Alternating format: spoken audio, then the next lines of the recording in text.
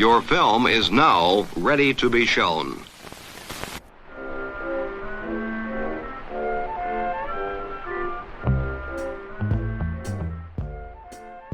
Good morning. I'm Justin Hendricks, editor of Tech Policy Press. We publish news, analysis, and perspectives on issues at the intersection of tech and democracy. In June 2024, Ted Townsend, the Greater Memphis, Tennessee Chamber of Commerce president and CEO, took to the stage at a press conference to announce what he called a historic event for Memphis, a deal to host a substantial new computing facility. I am pleased to announce that xAI's Gigafactory of Compute, the world's largest supercomputer, is to be located in Memphis, Tennessee.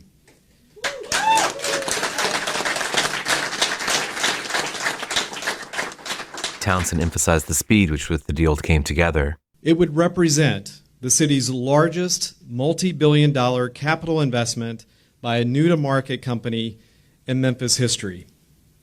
xAI is to occupy a former manufacturing facility. In less than 90 days, the Greater Memphis Chamber's Economic Development Team moved at lightning speed to ensure Memphis would be in a position to be selected by xAI.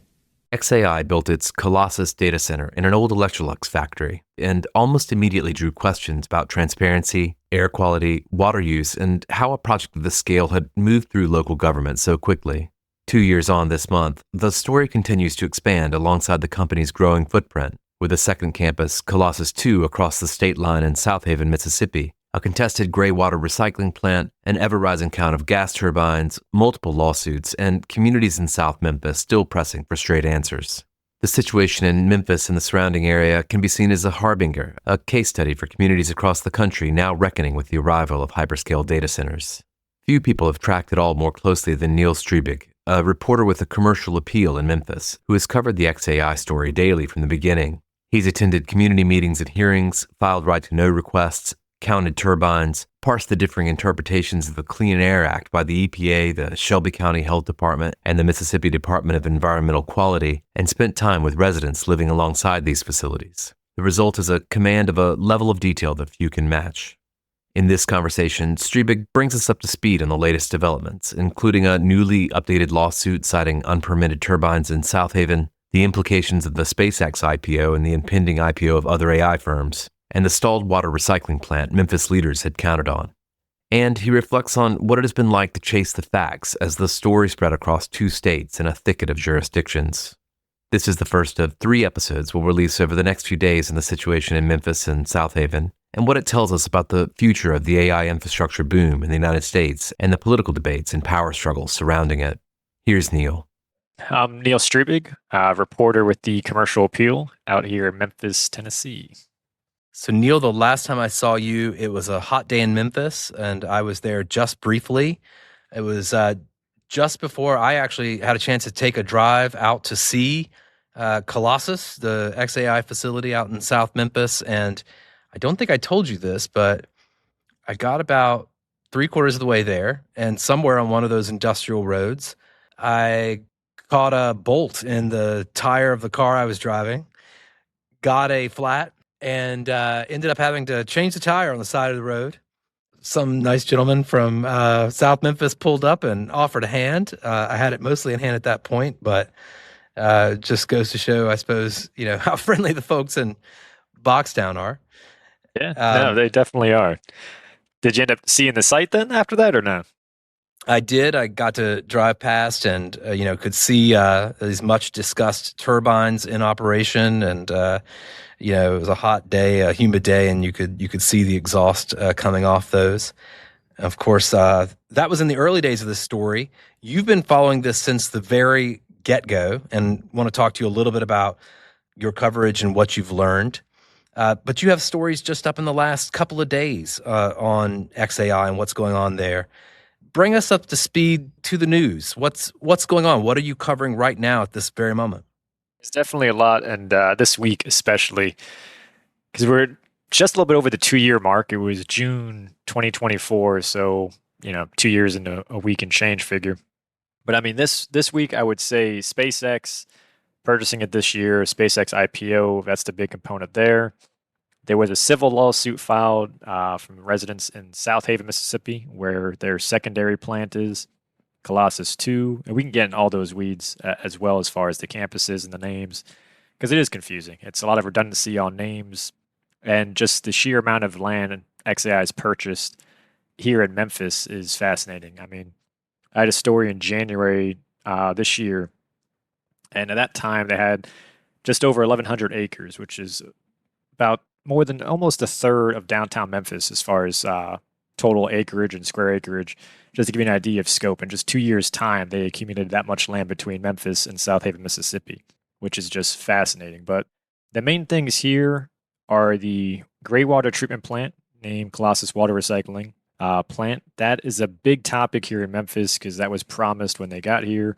That was also a need long before xAI even got here as well. But that was something that city leadership really hung its hat on to get off the Memphis aquifer. The other component is, of course, Colossus II, the Southaven, the power plant, the use of gas turbines. There's 2 lawsuits down there with that. That one lawsuit just got updated as well yesterday, actually. The discovery for the legal team and the groups suing the advocacy groups NAACP and Mississippi chapter of the NAACP.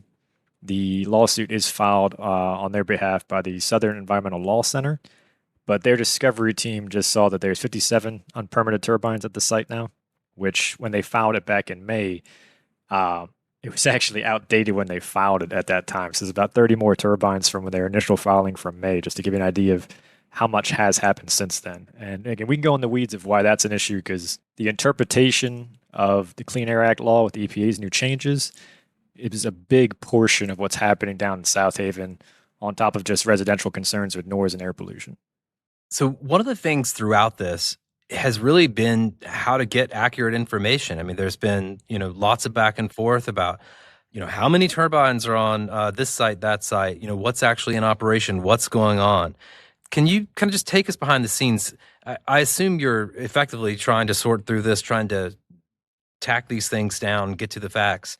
What's it been like effectively dealing with these technical claims, both from the city, the community, and, of course, from xAI itself? Well, it's tricky, and I think I got a lot more gray hairs because of it. But I think the biggest thing, and we see with a lot of Musk companies as well, we don't really have a media team. I mean, here in Memphis, xAI developed one about middle of last year.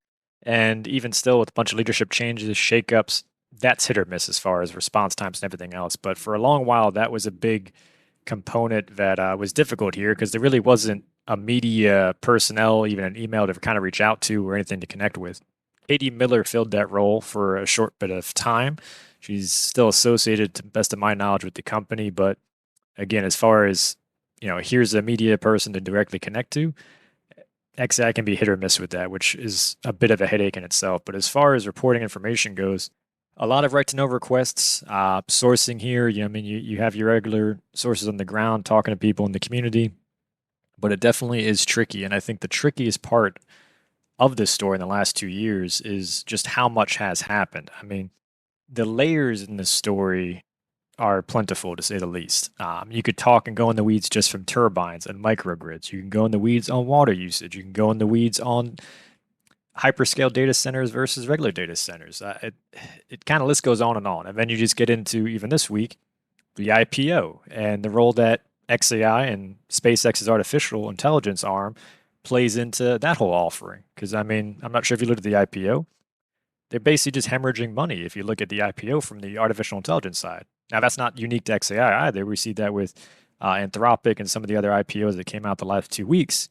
But in a general sense, it is kind of fascinating to think that these companies are just losing billions of dollars and doing this AI race. And just from the monetary side, it's like, you do have to ask yourself, is it worth it? That's a general kind of, 30,000 foot view. But for me personally, though, the biggest bit has just basically been tracking the scale and how they're building out. And I think when you were down here, it was just Colossus at 3231 Par Lowry Road, the old Electrolux facility here in Memphis. I mean, they've got a bunch of land even around that. The Colossus Water Recycling plant is just north of that. But I mean, it's really just ballooned up now with their property in South Memphis off a 2-lane road and connecting into Southaven, Mississippi. And that's really kind of their focus then too.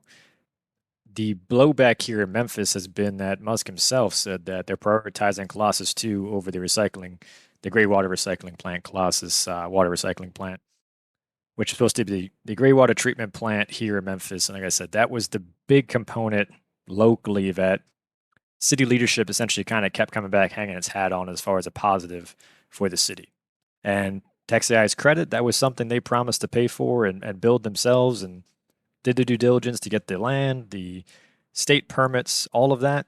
So that is a bit of a black eye, so to speak, for the city then, after the rug kind of got pulled on them. And that is a massive talking point here. But when you look at the grand scope of things, I mean, it's just pick your poison. What layer and what type of weeds do you want to go into? I mean, you guys talk about a lot on your website and your stories and content. I mean, the AI and hyperscale just energy needs and the microgrid component to me is the most fascinating part of it all, of just how you're going to meet those needs. You're talking a gigawatt of power plus in a short amount of time is just fascinating. And how about your sourcing in the community? I mean, I think one of the most extraordinary things about this story, and one of the reasons why it's resonated across the country and across the world, has been, such an extraordinary set of leaders on the ground there in Boxtown and the broader Memphis area. How do you think the community's feelings have changed over the last couple of years? I mean, I wanted to ask in particular, I mean, I know that the community, the city has negotiated, some benefits directly to the surrounding community. And now there are, as I understand it, some resources that will be set aside out of the tax revenues. What do you make of, that relationship right now? Chippy, I think, is the best way to describe it. That particular group actually just had their third meeting before some more budget hearings, and that group essentially met to discuss how the resources are going to be used and then present that to City Council as a recommendation, and we'll see what City Council does and how they decide with that. But even in those meetings, just from a very micro level, there's discrepancies of, they used a survey to get a sense of what residents in South Memphis wanted. Initially, they put the survey out. Not a whole lot of people responded to it. And again, Boxtown, Whitehaven, South Memphis, you do have some older populations that just aren't tech savvy either. So sending out, an email survey might not be the best way to, get responses. So they did use different avenues. I forget the exact number of responses. I want to say it was around like 3,000 or so, maybe. What they responded to use for funds and how it was worded was essentially, where do you want to see investment back in your community? So a lot of it was public safety, potholes, infrastructure. I think it was 5th or 6th on the list as far as environmental quality or air monitoring. So for some of the folks involved, that again is kind of like, that's not what this was designed for. There is animosity there of, hey, we want to use these funds for specific uses. And when you're talking about, you have a cap on as far as the tax revenue going into that, just in a ballpark figure, if you have 3 million going to even, hey, say public safety, and then you have to cipher that down into 30 other things. Well, 30K on any one matter versus 3 million is a big difference no matter where you're allotting those funds. So that has been the discrepancy just from how those funds are going to be allocated. But since this was announced in 2024, to me, the consistent theme from the public's perception of this project is twofold. One, you did have environmental pollution and air pollution, legacy pollution in South Memphis. That's been ongoing. xAI did kind of reiterate that conversation and bring a lot of that back up. And some of that, indirect criticism towards them just kind of coming into a problem that existed for decades and perhaps should have had solutions or better pathways around it already. The other half of this is, a lot of folks weren't anti-xAI when this started. They had questions around it. And, Musk is a, polarizing personality. He was polarizing before the election, perhaps more so now. But you take that aside, a lot of residents that spoke in front of city council and, in front of public meetings, they just had questions they wanted answered. And they didn't have any questions answered or they got immediate pushback and kind of felt that they got floored. Memphis as a community prides itself on the civic outreach, and again, that's tied for decades as far as how the city's conducted itself, handled itself, and essentially been a big proponent as far as free speech is concerned, especially in black communities here in Memphis. That was atypical, and I think folks took notice of that, of, hey, usually when we stand up and voice concerns, we can get at least an extra meeting, or there's going to be a pause here. We're speaking up, and this is just getting steamrolled through in city council, and that, I think, is what raised a lot of flags to where people then, they were like, hey, new business is good for Memphis, we're excited, we have questions, they're not being answered. That's when it started to turn as far as, hey, we don't feel like we're being heard, we just don't like this project at all. And that's when you go in the weeds then as far as environmental concerns, power concerns, water concerns. And again, pick your poison as far as the layers you want to go in the weeds with. I think that's really why we see a bit more animosity towards it now than we did when this was initially announced 2 years ago. Do you get a sense that in that kind of developing relationship that there's also a kind of change in the sort of sentiment about xAI as a AI project? Are there concerns about artificial intelligence that are coming in a little more broadly to just the concerns about the facility and the data center? Or are those still sort of on the margin? On the margin, I think would be fair just because that's still pretty broad. Here in Memphis, there's a term that was coined by Fred Smith, FedEx founder, with the late, great Fred Smith, if you will, and the Greater Memphis Chamber called the Digital Delta. And that's essentially a big push towards being a tech hub and industry.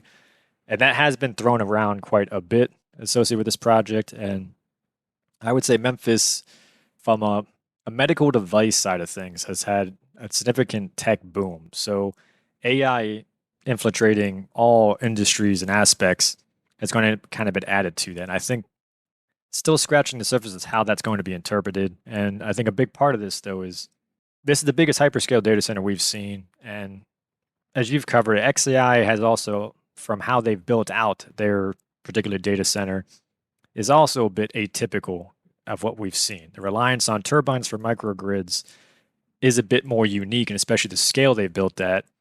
And we can get in kind of the weeds of why that is. With them having to catch up and kind of coming in late to the race, they needed power to meet the demand, and maybe that public input was just sacrificed to meet said demand. But the other half of this too is across the river in West Memphis, we have Google building a massive campus out there as well. So you do have two massive tech companies and two massive hyperscale data centers coming into the area, which is very unique. And again, is Memphis going to be an AI capital as far as workflow and tech in a Silicon Valley? I think we're way too early to tell on that. And again, you can kind of work those jobs from anywhere. So it doesn't necessarily mean that's all going to come here in Memphis per se. It has been a bit fascinating to see in West Memphis, and actually this week as well, big news week, I guess, for me, Olive Branch out in DeSoto County, the same county Southaven, Mississippi is in, and where Colossus II and the xAI power plant is located. They responded to some zoning ordinances and essentially called Memphis and Southaven out as far as language and say, hey, we saw what happened in those cities. We're trying to get ahead of it on future data centers. Google in West Memphis, with how they've approached water, public input, public partnerships, and essentially their entire rollout for that project, there has been members within that have said, like, yeah, we looked at what happened in Memphis and thought, let's do the complete opposite. So I do think that's a fascinating component of this as well, of right or wrong, you are seeing other communities or other businesses say like, hey, let's not go about it that way. There's a better way to perhaps do this. That's fascinating. I want to also just ask you a little more about Southaven. I mean, since xAI effectively kind of jumped the state line for this second facility, is there anything different about that project to what you see in South Memphis? Anything that sets it apart? Is the jurisdictional kind of arbitrage something that you can tell whether the company's kind of taking advantage of somehow, or I don't know, what do you make of it? I don't know if I'd say taking advantage of, kind of our job as reporters to figure some of that stuff out. And, as we already mentioned, it's definitely a story of that can flood out some information sometimes and then slow leaks at the other times. But to give an idea, when you were here, it was just Colossus. That was at Paul Lowry Road. They're renting out that building, and honestly, that building is going to be partially rented out by Anthropic now as well, which is fascinating.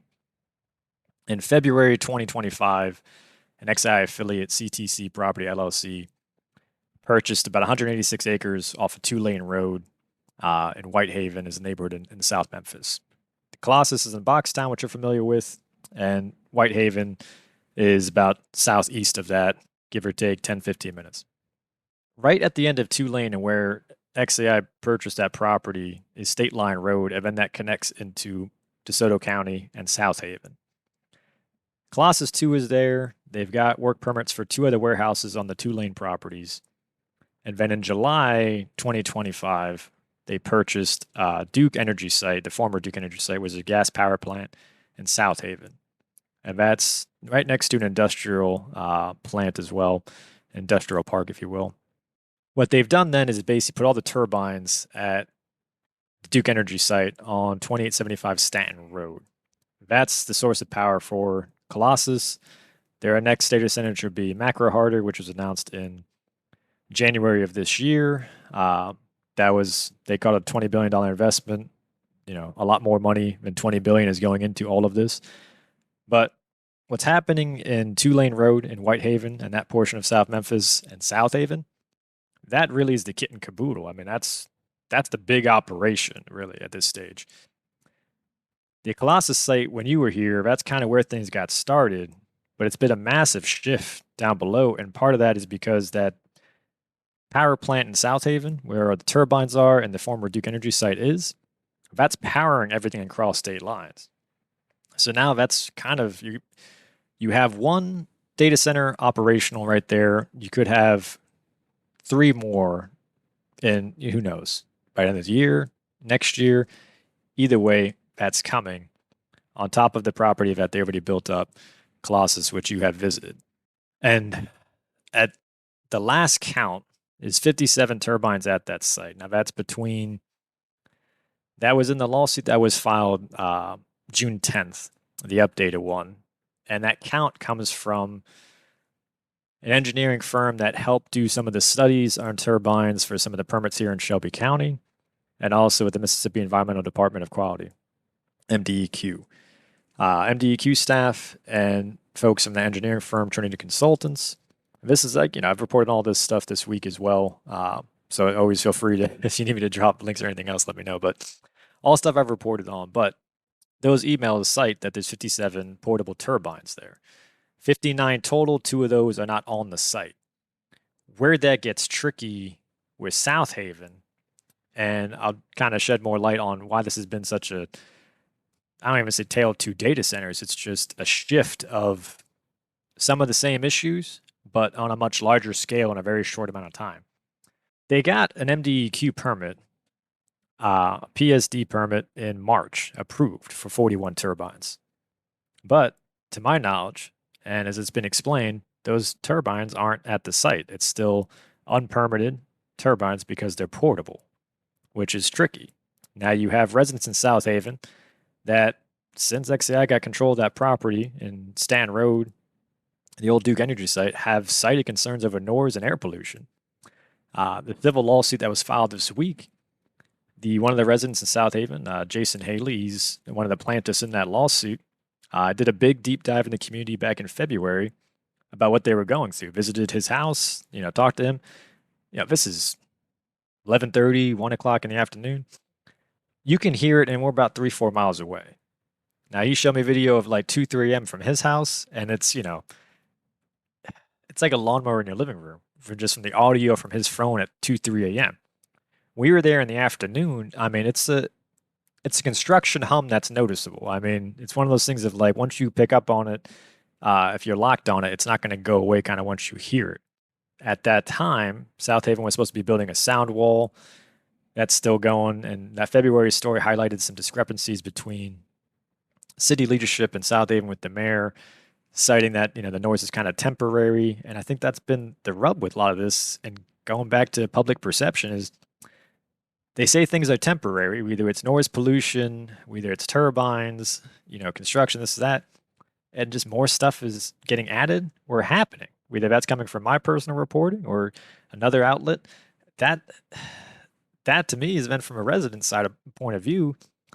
You can understand the frustrations they have. It's kind of like, what is going on here? We're getting more information from news outlets, which again is our job. But when you're coming to city leadership, whether it's in Southaven or it's in Memphis, and you're getting question marks or you're leaving with more questions than answers, it's not leaving too much for the public to really be happy with at that point. There's going to be frustrations. So I know that was a lot I threw at you, but I mean it's changed a lot since you last visited, and you got the crash course in Memphis roads. They are where tires go to die. Well, it sounds like this part of this, the complexity is just the regulatory machinery spread out. 2 states, multiple jurisdictions.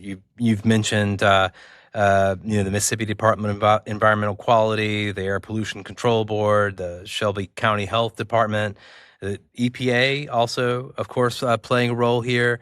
I don't know. Is that part of it? That it must be exceedingly difficult just to keep up with what each of these agencies is doing, the timelines for their different deliberations, the methods of extracting information from each of them. Yeah, it's kind of plucking hairs for each one, so to speak, anecdotally. But EPA's involvement is twofold, I guess you can say. Starting with just the turbine topic. Here in Shelby County, that was an issue when you were here for the big thing. I think that got up to 30-some turbines at that time. They eventually did get an air permit for 18 of them by the Shelby County Health Department. But Shelby County Health Department kind of set this statute of you could use permits or turbines unpermitted for up to 364 days. So basically up until that 1 day in a year mark, you could operate all these turbines, didn't need a permit. That was Shelby County's interpretation of this. And they said that was based on EPA guidance at that time. There was an appeals process here in Shelby County that got denied then by some environmental groups. That was back in December. And that was a fascinating hours-long meeting as well, which we can talk about if you want to go in the weeds with that. That kind of became the precedence here. And again, folks were upset because more turbines kept getting added. It took them a while to finally apply for the permit. It wasn't like these things weren't being used. So even if the company was operating in good faith, the reality was you did have unpermitted turbines in operation, and that did ruffle a lot of feathers here from environmental groups and residents in Boxtown that were already dealing with legacy pollution.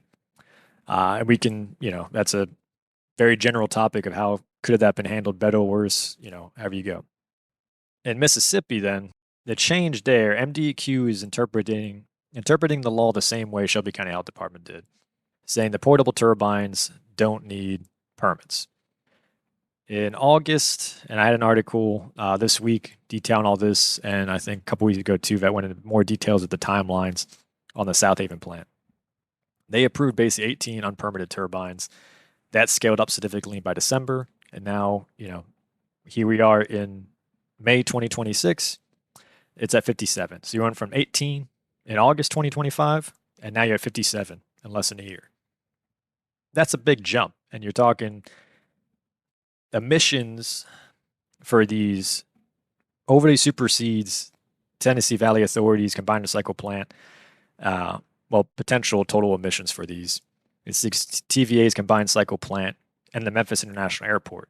Memphis International Airport is the second largest cargo airport in the world.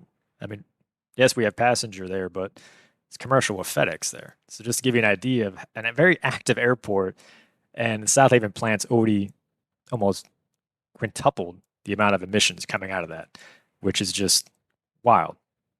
Where the EPA comes in with the Southaven plant is in January when they updated the Clean Air Act Federal Register. They updated it saying that all turbines, portable or not, whether they're temporary, operating for under a year, require permits. So that's been the very big rub here then of, in Shelby County, you could be retroactive interpretation of that.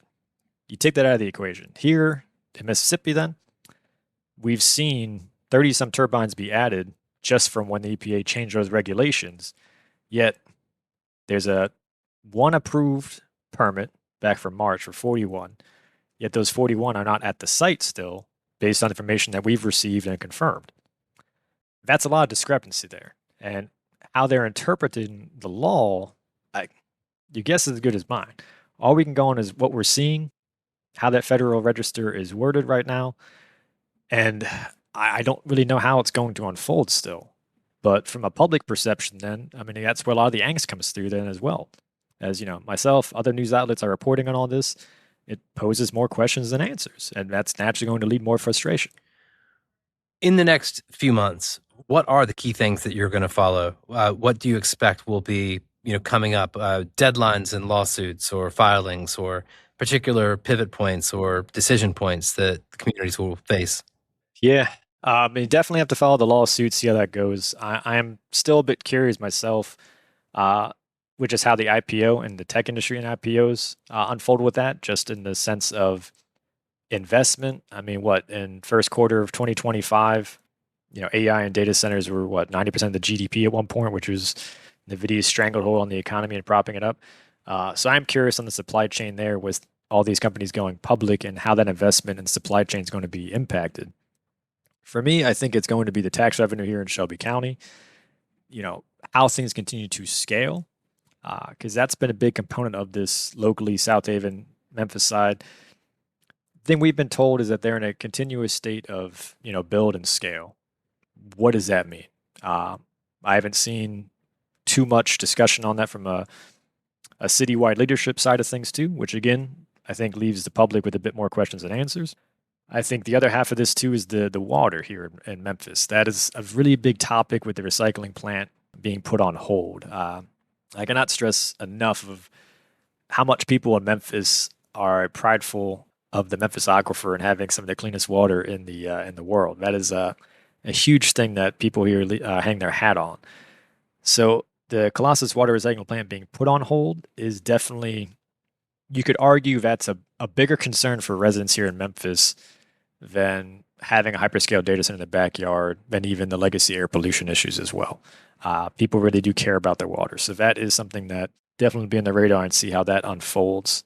The other half of this too is, kind of what other data centers are going to pop up there. They have the third one at 2400 State Line Road, which is the third one announced, but they have 2 construction permits for 2 more buildings, about 300 square feet on those 2-lane properties I mentioned before. So again, that's a total of potentially 4 data centers right there on the border of Shelby County and Southaven, Mississippi.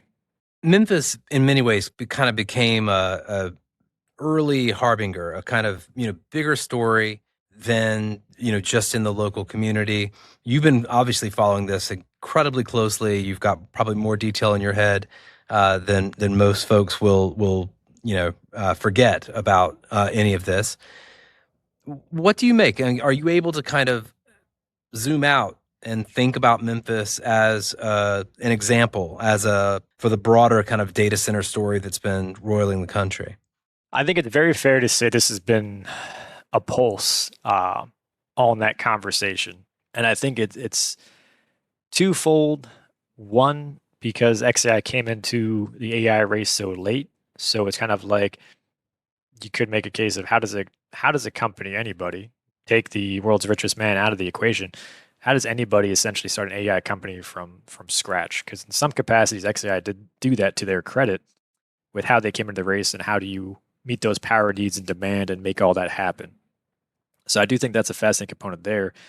The other part of that is I do think, as I've mentioned before, we've seen already one company in Google and one community, an Olive Branch, address like, hey, we want to do things differently than what we saw happen in Memphis and Southaven. I think from a larger scale, when you take it from a national lens, you have folks that are now associating all data centers, not just hyperscale data centers, because there's a difference, as a no-fly zone or no-go. You see Memphis then as a community that didn't have a whole lot of chances to push back on this per se. It kind of all happened. It happened fast. And, some of that too, like some of the things we couldn't report on fast enough either. So I do think that's part of that gambit. But naturally, there's going to be retroactive and proactive things that come out of anybody being first. And Memphis definitely was the fastest boom, and also a company that happened to be using a microgrid system that was very unique to the rest of the AI world. So from a tech sphere, and I'm sure your audience and your reporters have dove into that microgrid capacity they did, relying on Tesla battery packs and mega packs as one for redundancy, and then this reliance on gas turbines to meet their energy needs is fascinating. We've seen the massive push for fossil fuels coming back, but xAI was the first one to really be like, hey, we have the mega packs in place for extra redundancy. We're going to lean on getting this massive amount of energy demand, and the best and cheapest way to do that is through turbines. So yeah, from a national lens then, as cheap and efficient as turbines can be as options, it is also a very significant issue with air quality then in an area that already had legacy pollution. So yes, Memphis absolutely, I think, is a pulse in that national conversation of should there be more public input with construction, economic development like this. But it's difficult because historically, any new development, economic development or industry push, historically in America, it takes a long time for those conversations to really come into the fold and have, I think it's more subjective as far as communities that do open up and delay development to have those discussions and do things with everybody involved and progress as efficiently as you can. Here, you did have a case where a company was trying to get into a rat race as fast as possible, and they were able to do that. You know, we could argue about effectiveness or could that have been done better, but I do think for a lot of reasons, Memphis absolutely is the pulse on this entire data center component. And you could extend that further, even Tennessee with Oak Ridge, the Oak Ridge data center out there, which is a research data center. But Oak Ridge is also applying small modular reactors to power things. And SMR reactors are still the safest, most efficient way to power data centers, hyperscale data centers specifically. The thing with turbines is the electricity yield on those. Don't completely quote me on this because I'm going to give a general, I want to say 75 to 80% electrical yield in that ballpark. I could be over or under on that. SMR reactors are about 88, 90%. Turbines are the closest to that, but you can hook up a turbine next day of. A small modular reactor is going to take you years to build infrastructure-wise. So there is a gap there as far as scale to need and market demand as xAI needed versus, okay, we could do this cleaner and efficient, but that's going to take X amount of years. If they wait, and there's a point in time to where essentially if the data center wasn't up and running for, a week, 2 weeks, you could probably make the case they'd be out of business. Like that's how small the margins were at a point in time. So if you're talking about 4 to 5 years to build a small modular reactor, there's no business plan there. You're out. So I mean that to me I do think is a fascinating component of all this as well, to where we are seeing some data centers implement that, but that is still a very early discussion on as far as understanding how microgrids work to power these data centers. And there is a lot of attachment with fossil fuels because it is quick, it is cheaper, and you need this power demand. That's the easiest thing to flip on the light switch. But how it's all going to unfold nationally, it's going to be subjective. It might be kind of like local news. If any of you have a paper and everything else, it's going to be very subjective of how that either A, survives, is moratoriums we've seen in LA, or is it a coexistence? I don't know.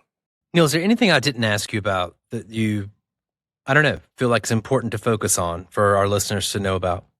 I think the EPA and interpretation of the Clean Air Act, I think, is going to be a big part of hyperscale data centers going forward. Take xAI out of it, as I kind of just mentioned with how microgrids work and powering and the yields and the outputs on this.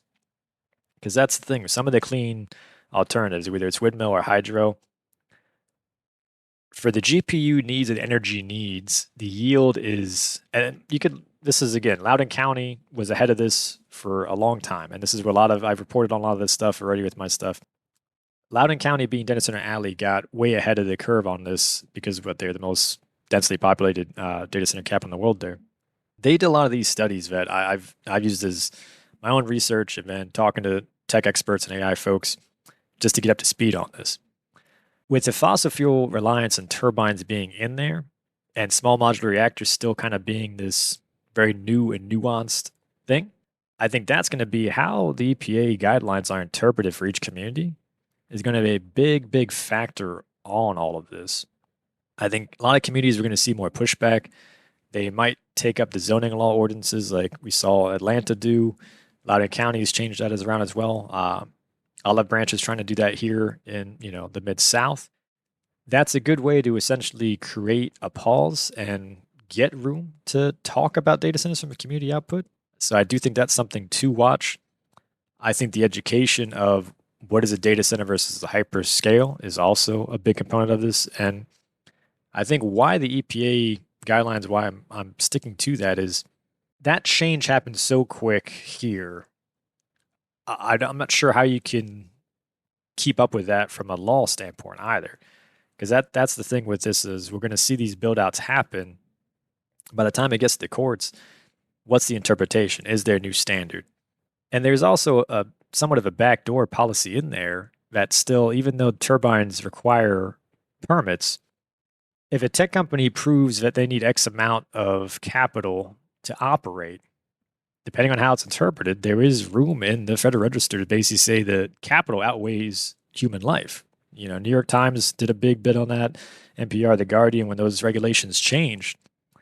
But that I do think, especially for a community here in the Mid-South, that you're doing this firsthand. The other data centers are reactivating coal plants to do so.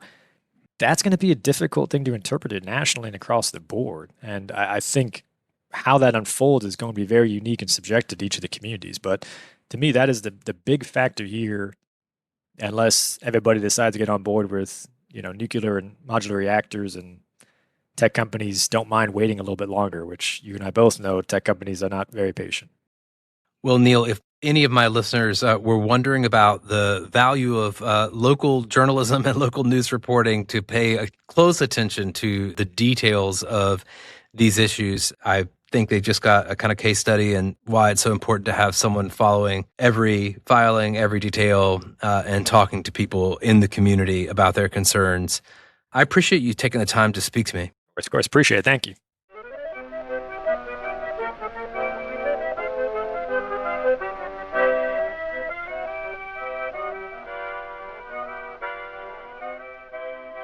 That's it for this episode. I hope you'll send your feedback. You can write to me at justin@techpolicy.press.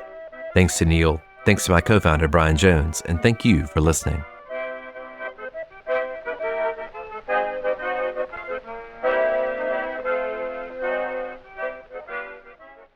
Tech Policy Press.